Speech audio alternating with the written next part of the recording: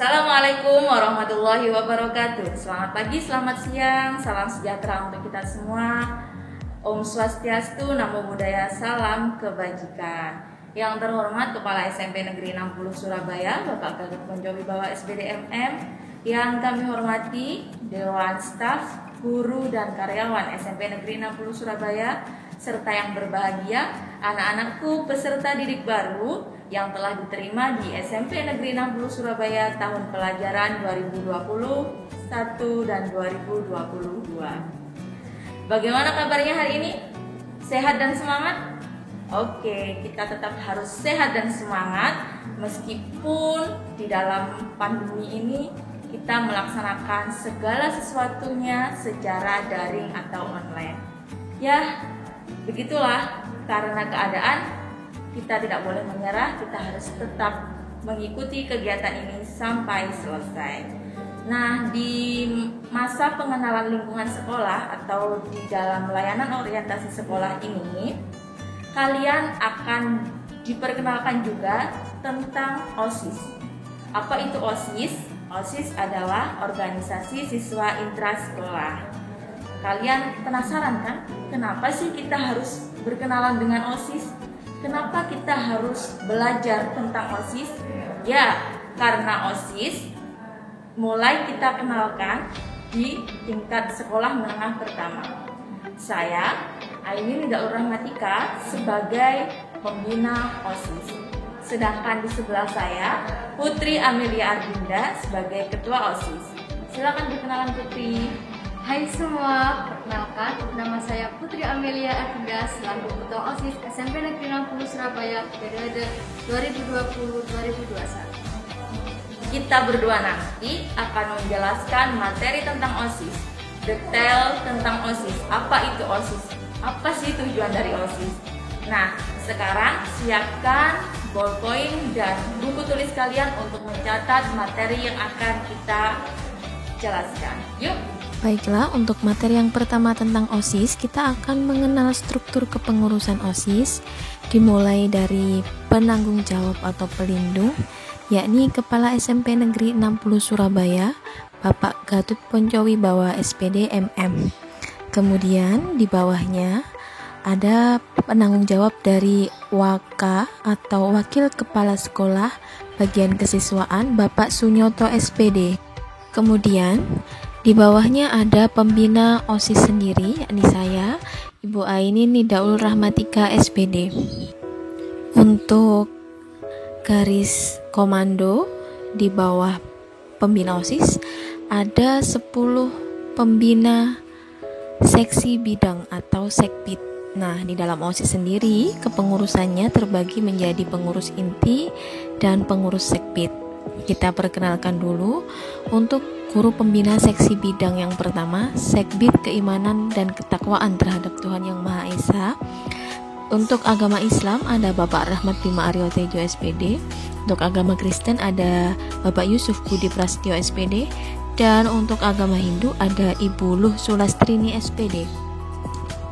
Kemudian pembina sekbid 2, sekbid Budi Pekerti Luhur dan Akhlak Mulia, ada Bapak Ahmad Saifullah SPD. Pembina sekbid 3, sekbid Kepribadian Unggul, Wawasan Kebangsaan dan Bela Negara, ada Ibu Dihli Zatul Karismandari SPD.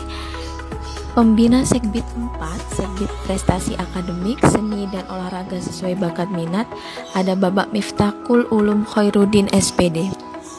Yang kelima, pembina sekbid Demokrasi, HAM, Pendidikan Politik, Lingkungan Hidup, Kepekaan dan Toleransi Sosial, ada Bapak Muhammad Diki Purwadi SPD. Selanjutnya, pembina sekbid 6, sekbid Kreativitas, Keterampilan dan Kewirausahaan, Ibu Vita Helianti MPD. Sekbid 7, Kualitas Jasmani, Kesehatan dan Gizi, pembinanya adalah Ibu Cesa Rica Oktavia Putri SPD. Selanjutnya, sekbid ke-8, sekbid Sastra dan Budaya, pembinanya Ibu Dewi Arintika Samudra SPD. Sekbid ke-9, sekbid Teknologi, Informasi dan Komunikasi, pembinanya Bapak Ali Azumardi Azra SPD. Dan ke-10, sekbid Komunikasi dalam Bahasa Asing, pembinanya Ibu Sumartini Siswati SPD. Lalu kita perkenalkan susunan pengurus inti Organisasi Siswa Intrasekolah OSIS SMP Negeri 60 Surabaya masa bakti 2020-2021. Yang pertama, Ketua OSIS kita bernama Putri Amelia Artinda yang menemani saya untuk menjelaskan materi ini tadi. Nah, selanjutnya Wakil Ketuanya ada Nikeisha Abilah. Sekretaris 1 ada Zaskia Arisya Salsabila. Sekretaris 2 ada Risma Sari Rizky. Bendahara 1 ada Arsela Suendra. Bendahara 2 ada Dwi Safitri Supriyani. Selanjutnya untuk masing-masing ketua sekbid. Ketua sekbid 1 ada Febriana Murti Sari. Ketua sekbid 2 ada Revalina Amanda. Ketua sekbid 3 ada Yonatan Ibrahimovic. Ketua sekbid 4 ada Cornelia. Yang selanjutnya Ketua sekbid 5 ada Levi Rizkia. Ketua sekbid 6 ada Rahel. Ketua sekbid 7 ada Danang Putra. Ketua sekbid 8 ada Almira. Ketua sekbid 9 ada Amalia Nur Aziza. Dan Ketua sekbid 10 ada Elsa Maurifa. Lalu apa itu OSIS? OSIS adalah singkatan dari Organisasi Siswa Intrasekolah, suatu organisasi yang berada di tingkat sekolah di Indonesia yang dimulai di sekolah menengah pertama atau di SMP. Maka dari itu, materi tentang pengenalan OSIS disampaikan di kegiatan LOS atau MPLS ini karena kalian baru pertama kali mengenal OSIS ya di tingkat sekolah menengah pertama.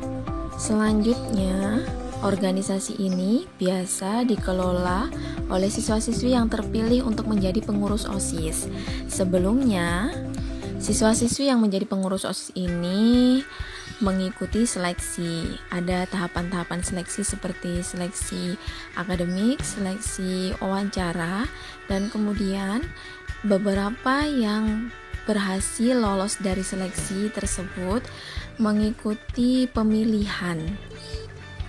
Ya, kandidat yang mengikuti pemilihan adalah kandidat yang telah lolos dari beberapa seleksi dan kemudian dipilih oleh seluruh anggota OSIS. Anggota OSIS adalah seluruh siswa yang berada pada satu sekolah di tempat OSIS itu berada. Jadi, kalian adalah anggota OSIS yang baru, siswa-siswi kelas 7. Pada masanya nanti, ketika akhir masa bakti kepengurusan OSIS yang ini, kalian akan berhak untuk memilih kepengurusan OSIS yang akan datang, masa bakti 2021-2022. Dan tentunya yang kalian pilih adalah kandidat-kandidat yang akan menjadi ketua dan wakil ketua. Nah, di kelas 7 biasanya akan diajukan kandidat untuk menjadi wakil ketua OSIS. Biasanya ketua OSIS terpilih itu dari kelas 8 dan wakil ketua OSIS yang terpilih dari kelas 7. Hal ini dimaksudkan agar kelas 7 dapat mempelajari organisasi dari kelas 8 dan kelas 8 yang sudah mempunyai pengalaman dari kelas 7 dapat menerapkan di dalam kepengurusan yang baru. Tujuan dari OSIS sendiri adalah memfasilitasi siswa-siswi untuk menyalurkan aspirasi, mengekspresikan kreativitas, dan berkontribusi untuk hal-hal yang positif. Jadi tujuannya kita belajar berorganisasi untuk mengelola kreativitas, menyalurkan aspirasi, dan memberikan hal-hal yang positif untuk kemajuan OSIS di SMP Negeri 60 Surabaya. Untuk program kerja sendiri kita bagi dalam setiap segbit. Coba dilihat di slide yang pertama ini ada segbit keimanan dan ketakwaan terhadap Tuhan Yang Maha Esa, terbagi menjadi beberapa agama. Nah, itu program-program kerja yang biasa kita laksanakan. Ada peringatan hari besar keagamaan, ada juga doa pada awal tahun pelajaran, dan berdoa harian, berdoa sebelum dan sesudah belajar. Selanjutnya pada segbit 2, segbit Budi Pekerti Luhur dan Akhlak Mulia, program kerja kita biasanya pelaksanaan dan implementasi penguatan pendidikan karakter, pelaksanaan 5S, senyum, sapa, salam, sopan, dan santun, giat tertib seragam setiap Senin, implementasi sekolah ramah anak, dan giat pengumpulan dan penyaluran dana sosial. Ini akan dikoordinasi oleh OSIS. Pada segbit kepribadian unggul, wawasan kebangsaan dan bela negara, program kerja OSIS biasanya ada pada peringatan Hari Besar Nasional, pelaksanaan perkemahan Jumat Sabtu atau berjusa sebelum masa pandemi, dan ada upacara bendera setiap hari Senin. Pada segbit prestasi akademik, seni dan olahraga sesuai bakat minat, program kerja yang dilaksanakan oleh pengurus OSIS adalah mengikuti pekan olahraga dan seni, mengikuti undangan pertandingan olahraga dari dinas atau dari sekolah lain, mengikuti macam-macam perlombaan seni dari dinas pendidikan, melaksanakan berbagai macam ekstrakurikuler, dan yang paling seru adalah pelaksanaan kelas meeting di akhir semester atau tahun pelajaran. Adapun program kerja segbit demokrasi, HAM, pendidikan politik, lingkungan hidup, kepekaan, dan toleransi sosial. Yang pertama adalah pemilihan pengurus OSIS dan MPK. Apa itu MPK? MPK adalah musyawarah perwakilan kelas. Selanjutnya ada serah terima jabatan dan pelantikan pengurus OSIS dan MPK. Ada juga pelatihan dasar kepemimpinan siswa, ada implementasi sekolah ramah anak, dan ada program Eco School. Untuk segbit kreativitas, keterampilan, dan kewirausahaan, kita biasanya ada program pelaksanaan Bazar Ecopreneur, ada pameran hasil karya mata pelajaran seni budaya, ada bazar hasil karya mata pelajaran prakarya, dan ada juga kegiatan mengelola koperasi sekolah. Nah, di segbit kualitas jasmani, kesehatan, dan gizi, program kita biasanya ada program Jumat Sehat, senam bersama, program Mahatma, makan sehat bersama atau makan bekal bersama, program Jumat Bersih, kerja bakti, dan membersihkan kamar mandi, ada penggalaan kawasan bebas asap rokok, dan ada pengenalan ekstrakurikuler PMR dan UKS. Pada segbit sastra dan budaya, biasanya program kerja pengurus OSIS adalah mengawal pelaksanaan program mading kelas dan sekolah, mengaktifkan kegiatan pojok literasi kelas dengan memperbanyak buku-buku literasi, dan membuat kegiatan di bulan bahasa. Program kerja segbit teknologi informasi dan komunikasi selanjutnya, biasanya mereka itu mendokumentasi setiap kegiatan OSIS dan mengelola akun media sosial OSIS. Jadi apapun kegiatan OSIS, setelah didokumentasi, diupload di media sosial OSIS. Selanjutnya mereka juga menyiapkan sarana di bidang teknologi komunikasi dalam kegiatan OSIS. Mereka juga biasanya mengadakan lomba video dan foto editing. Ini biasanya terjadi ketika ada kegiatan kelas meeting. Nah, program kerja segbit komunikasi dalam bahasa asing membuat kegiatan pekan bahasa asing, membuat area wajib berbahasa asing, dan mereka melaksanakan kegiatan di English Club yang ada di SMP Negeri 60 Surabaya. Nah, itu tadi serangkaian materi tentang OSIS atau organisasi siswa intrasekolah. Bagaimana? Sudah paham kan? Tetapi kayaknya ada materi lagi nih. Setelah OSIS ada apa, Put? Nah, selanjutnya setelah kita mengenal OSIS, kita akan mengenal ekstrakurikuler yang ada di SMP Negeri 60 Surabaya. Apa aja sih ekstrakurikuler yang ada di SMP Negeri 60 Surabaya? Yuk, simak selanjutnya.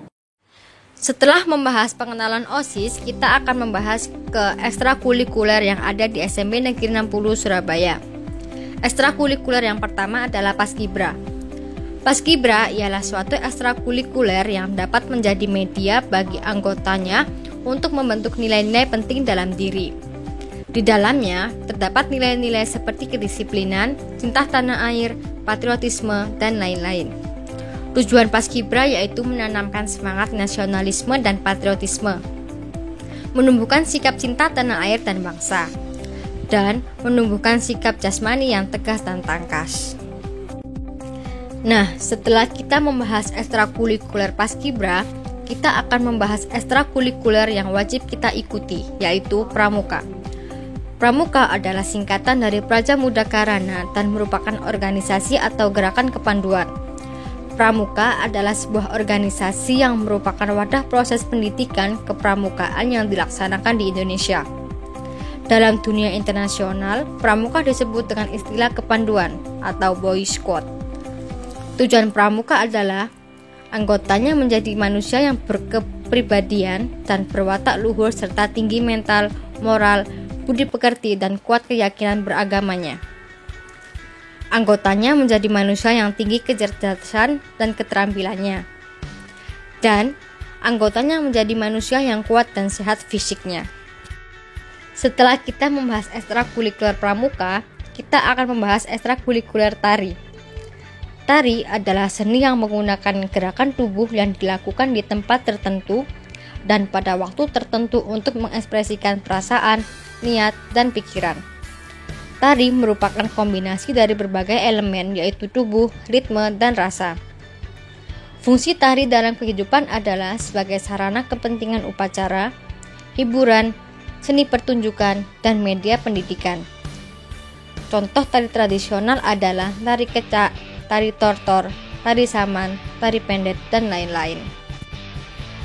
Setelah kita membahas ekstrakurikuler tari, kita akan membahas ekstrakurikuler KIR, yaitu karya ilmiah remaja. Karya ilmiah remaja adalah laporan tertulis dan diterbitkan yang memaparkan hasil penelitian atau pengkajian yang telah dilakukan oleh seseorang atau sebuah tim dengan memenuhi kaidah dan etika keilmuan yang dikukuhkan dan ditaati oleh masyarakat keilmuan. Tujuan KIR adalah melatih untuk mengembangkan keterampilan membaca yang efektif, membuktikan potensi dan wawasan ilmiah yang dimiliki siswa dalam menghadapi dan menyelesaikan masalah dalam bentuk karya ilmiah setelah yang bersangkutan memperoleh pengetahuan dan pendidikan dan jurusannya. Dan yang terakhir, melatih keterampilan dasar untuk melakukan penelitian. Ekstrakurikuler yang kelima adalah futsal.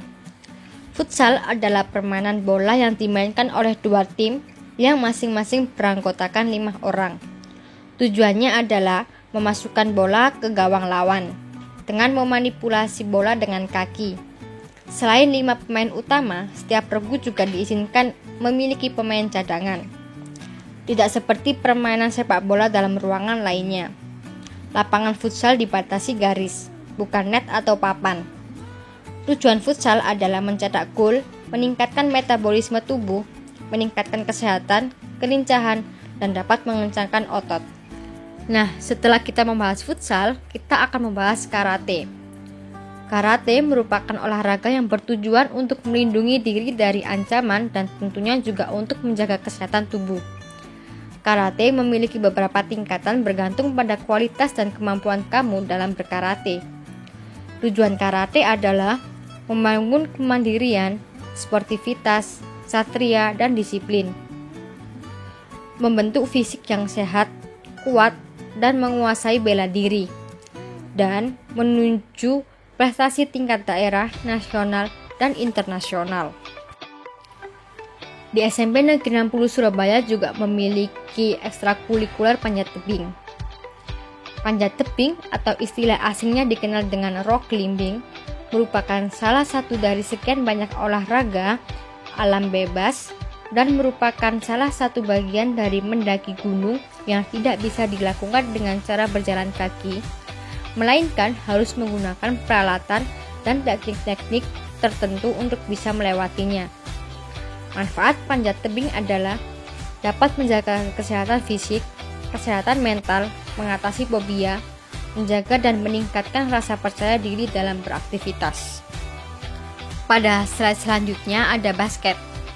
Bola basket adalah olahraga bola berkelompok yang terdiri atas 2 tim beranggotakan masing-masing 5 orang yang saling bertanding mencetak poin dengan memasukkan bola ke dalam keranjang lawan.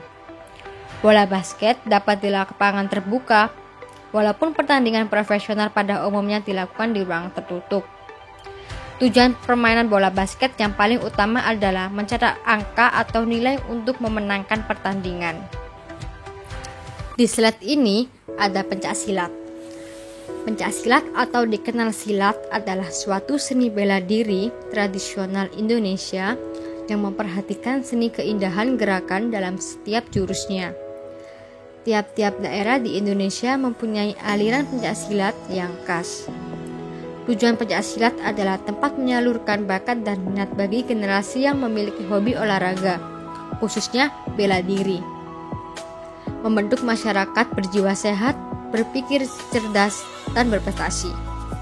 Membentuk sikap kesatria pada masyarakat dan mendidik mereka untuk berani membela kebenaran juga keadilan. Dan disiplin yang tinggi serta tanggung jawab lahir batin. Ekstrakurikuler selanjutnya adalah samroh. Samroh adalah salah satu seni musik tradisional Islami yang menggunakan alat musik yang disebut rebana dan lain-lainnya. Mereka membacakan sholawat-sholawat Nabi dan menyanyikan lagu-lagu qasidah Islami diiringi lantunan indah samroh mereka. Tujuan samroh adalah untuk mengembangkan kreativitas dan minat peserta didik dalam melaksanakan dan melestarikan budaya Islam Nusantara, sehingga tercipta sebuah generasi bangsa yang handal dengan tetap berpegang kepada Islam dan budaya nasional. SMP Negeri 60 Surabaya juga memiliki ekstrakurikuler bola voli. Bola voli adalah permainan olahraga yang dimainkan oleh dua grup berlawanan. Masing-masing grup memiliki 6 orang pemain. Tujuan bola voli adalah mampu melewati net dan jatuh di area yang sulit dijangkau, dan untuk meraih prestasi. Di slide berikutnya, saya akan menjelaskan tentang baca tulis Al-Quran atau BTQ. Tulis Al-Quran atau BTQ adalah pelajaran yang mempelajari tentang bagaimana cara membaca dan menulis Al-Quran sesuai dengan kaidah yang baik dan benar. Tujuannya adalah agar dapat membaca kata-kata dengan kalimat sederhana, dengan lancar dan tertib, serta dapat menulis huruf dan lambang-lambang Arab dengan rapi, lancar, dan benar. Nah, kita sudah mencapai di ekstrakurikuler di SMP Negeri 60 Surabaya yang terakhir, yaitu karawitan. Karawitan adalah seni gamelan dan seni suara yang bertangga nada selindur dan pelok. Kesenian ini terkenal di Pulau Jawa dan Bali. Istilah karawitan berasal dari bahasa Jawa yaitu kata rawit yang berarti halus dan lembut. Jadi, karawitan berarti kelembutan perasaan yang terkandung dalam seni gamelan. Seni karawitan dapat berfungsi sebagai sarana upacara dan hiburan. Fungsi seni karawitan yang sangat menonjol adalah sebagai sarana komunikasi. Suatu bentuk seni yang berbobot harus mampu menyampaikan pesan atau berkomunikasi dengan baik. Nah, itulah ekstrakurikuler yang ada di SMP Negeri 60 Surabaya. Cukup banyak bukan? Ada 13 ekstrakurikuler yang ada di SMP Negeri 60 Surabaya. Yuk, daftarkan diri kalian di ekstrakurikuler yang kalian minati. Dan pesan saya, jadilah siswa yang berprestasi sampai kalian bisa membanggakan sekolah kita, yaitu SMP Negeri 60 Surabaya. Nah, itu tadi rangkaian materi OSIS dan pengenalan ekstrakurikuler yang sudah kita jelaskan. Untuk peserta didik baru SMP Negeri 60 Surabaya, tetap patuhi protokol kesehatan, tetap sehat, tetap semangat. Sampai jumpa di lain kesempatan. Wassalamualaikum warahmatullahi wabarakatuh. Selamat pagi, selamat siang, salam sejahtera untuk kita semua, dan sampai jumpa.